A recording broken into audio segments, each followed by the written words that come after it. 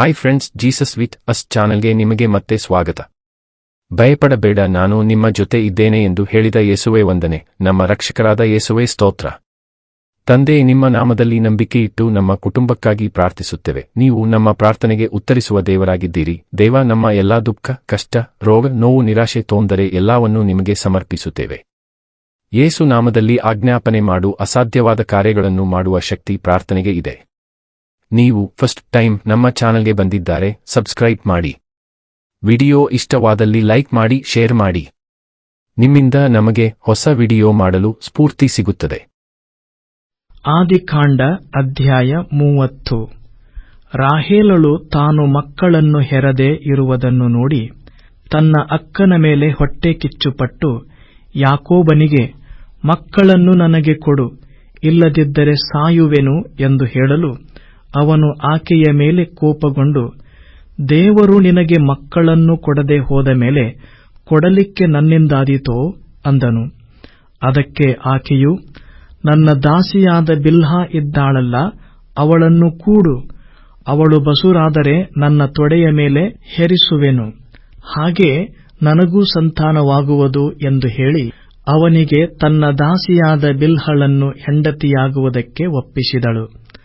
ಅವನು ಅವಳನ್ನು ಕೂಡಲು ಬಿಲ್ಹಳು ಗರ್ಭಿಣಿಯಾಗಿ ಗಂಡು ಮಗುವನ್ನು ಹೆರಲು ರಾಹೇಲಳು, ದೇವರು ನನ್ನ ಕಡೆಗೆ ನ್ಯಾಯ ತೀರಿಸಿದ್ದಾನೆ, ಆತನು ನನ್ನ ಮೊರೆಯನ್ನು ಕೇಳಿ ನನಗೆ ಮಗನನ್ನು ಅನುಗ್ರಹಿಸಿದ್ದಾನೆ ಎಂದು ಹೇಳಿ ಅದಕ್ಕೆ ದಾನ್ ಎಂದು ಹೆಸರಿಟ್ಟಳು. ರಾಹೇಲಳ ದಾಸಿಯಾದ ಬಿಲ್ಹಳು ತಿರುಗಿ ಬಸುರಾಗಿ ಯಾಕೋಬನಿಗೆ ಎರಡನೆಯ ಗಂಡು ಮಗುವನ್ನು ಹೆರಲು ರಾಹೇಲಳು, ನನ್ನ ಅಕ್ಕನ ಸಂಗಡ ಬಲವಾಗಿ ಹೋರಾಡಿ ಗೆದ್ದಿದ್ದೇನೆ ಎಂದು ಹೇಳಿ ಅದಕ್ಕೆ ನಫ್ತಾಲಿ ಎಂದು ಹೆಸರಿಟ್ಟಳು.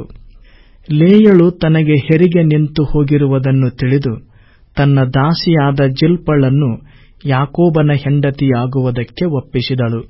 ಲೇಯಳ ದಾಸಿಯಾದ ಜಿಲ್ಪಳು ಯಾಕೋಬನಿಗೆ ಗಂಡು ಮಗುವನ್ನು ಹೆರಲು ಲೇಯಳು, ನನಗೆ ಶುಭವಾಯಿತೆಂದು ಹೇಳಿ ಅದಕ್ಕೆ ಗಾದ್ ಎಂದು ಹೆಸರಿಟ್ಟಳು. ಲೇಯಳ ದಾಸಿಯಾದ ಜಿಲ್ಪಳು ಯಾಕೋಬನಿಗೆ ಇನ್ನೊಂದು ಗಂಡು ಮಗುವನ್ನು ಹೆರಲು ಲೇಯಳು, ನಾನು ಧನ್ಯಳಾದೆ, ಸ್ತ್ರೀಯರು ನನ್ನನ್ನು ಧನ್ಯಳೆಂದು ಹೊಗಳುವರು ಎಂದು ಹೇಳಿ ಅದಕ್ಕೆ ಆಶೇರ್ ಎಂದು ಹೆಸರಿಟ್ಟಳು. ಗೋಧಿ ಸುಗ್ಗಿಯ ಕಾಲದಲ್ಲಿ ರೂಬೇನನು ಅಡವಿಗೆ ಹೋಗಿದ್ದಾಗ ಕಾಮಜನಕ ಫಲಗಳನ್ನು ಕಂಡು ತನ್ನ ತಾಯಿಯಾದ ಲೇಯಳಿಗೆ ತಂದುಕೊಡಲು ರಾಹೇಲಳು ಆಕೆಗೆ, ನಿನ್ನ ಮಗನು ತಂದಿರುವ ಕಾಮಜನಕ ಫಲಗಳಲ್ಲಿ ಕೆಲವನ್ನು ನನಗೆ ಕೊಡಮ್ಮ ಎಂದು ಕೇಳಿಕೊಂಡಳು. ಅದಕ್ಕೆ ಲೇಯಳು, ನೀನು ನನ್ನ ಗಂಡನನ್ನು ಅಪಹರಿಸಿದ್ದು ಸಾಲದೋ, ನನ್ನ ಮಗನು ತಂದ ಕಾಮಜನಕ ಫಲಗಳನ್ನೂ ತೆಗೆದುಕೊಳ್ಳಬೇಕೆಂದು ಅಪೇಕ್ಷಿಸುತ್ತೀಯಾ ಎಂದು ಹೇಳಲು ರಾಹೇಲಳು, ಒಳ್ಳೆಯದು, ನೀನು ನಿನ್ನ ಮಗನ ಹಣ್ಣುಗಳನ್ನು ನನಗೆ ಕೊಟ್ಟರೆ ಗಂಡನು ಈ ಹೊತ್ತು ರಾತ್ರಿ ನಿನ್ನಲ್ಲೇ ಇರಲಿ ಅಂದಳು. ಸಾಯಂಕಾಲದಲ್ಲಿ ಯಾಕೋಬನು ಅಡವಿಯಿಂದ ಬರುವಾಗ ಲೇಯಳು ಅವನೆದುರಿಗೆ ಹೋಗಿ, ನೀನು ನನ್ನಲ್ಲಿ ಬರಬೇಕು, ನಾನು ನನ್ನ ಮಗನ ಕಾಮಜನಕ ಫಲಗಳನ್ನು ಕೊಟ್ಟು ನಿನ್ನನ್ನು ಸಂಪಾದಿಸಿಕೊಂಡಿದ್ದೇನೆ ಅಂದಳು. ಆ ಹೊತ್ತು ರಾತ್ರಿ ಅವನು ಆಕೆಯೊಂದಿಗೆ ಇದ್ದನು. ದೇವರು ಲೇಯಳ ಪ್ರಾರ್ಥನೆಯನ್ನು ಕೇಳಿದನು. ಆಕೆಯು ಗರ್ಭಿಣಿಯಾಗಿ ಯಾಕೋಬನಿಗೆ 5ನೆಯ ಗಂಡು ಮಗುವನ್ನು ಹೆತ್ತು, ನಾನು ನನ್ನ ದಾಸಿಯನ್ನು ನನ್ನ ಗಂಡನ ವಶಕ್ಕೆ ಒಪ್ಪಿಸಿದ್ದರಿಂದ ದೇವರು ನನಗೆ ಪ್ರತಿಫಲವನ್ನು ಕೊಟ್ಟಿದ್ದಾನೆಂದು ಹೇಳಿ ಅದಕ್ಕೆ ಇಸ್ಸಾಕಾರೆಂದು ಹೆಸರಿಟ್ಟಳು. ಲೇಯಳು ತಿರುಗಿ ಗರ್ಭಿಣಿಯಾಗಿ ಯಾಕೋಬನಿಗೆ 6ನೆಯ ಗಂಡು ಮಗುವನ್ನು ಹೆತ್ತಳು.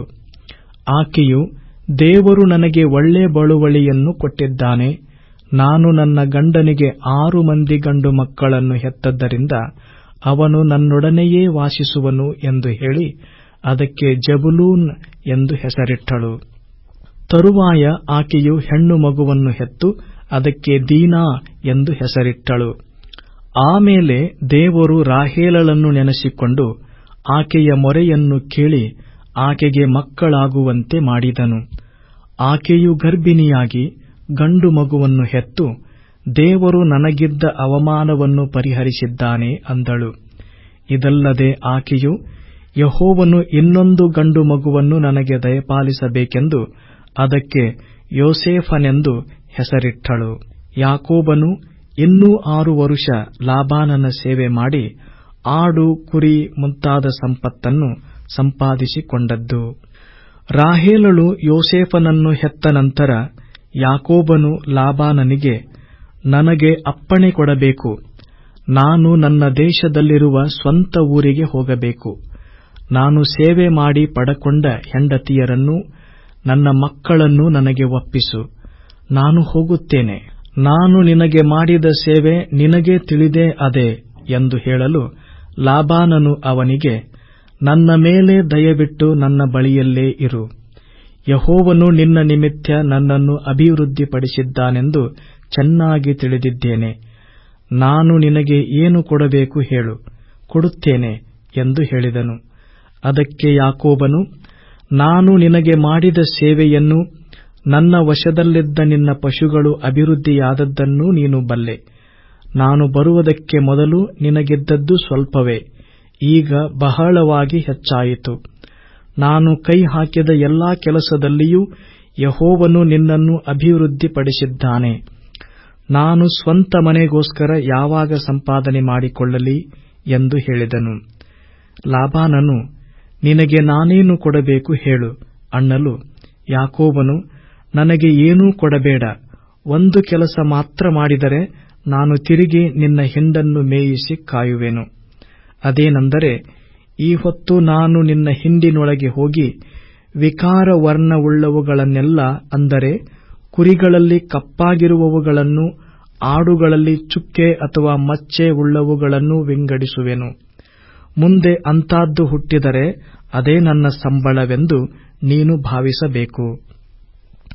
ನೀನು ಇನ್ನು ಮೇಲೆ ಬಂದು ನಾನು ಪಡೆದದ್ದನ್ನು ಪರೀಕ್ಷಿಸುವಾಗ ನಾನು ಪ್ರಾಮಾಣಿಕನೋ ಅಪ್ರಾಮಾಣಿಕನೋ ಎಂಬುದು ಪ್ರತ್ಯಕ್ಷವಾಗುವುದು.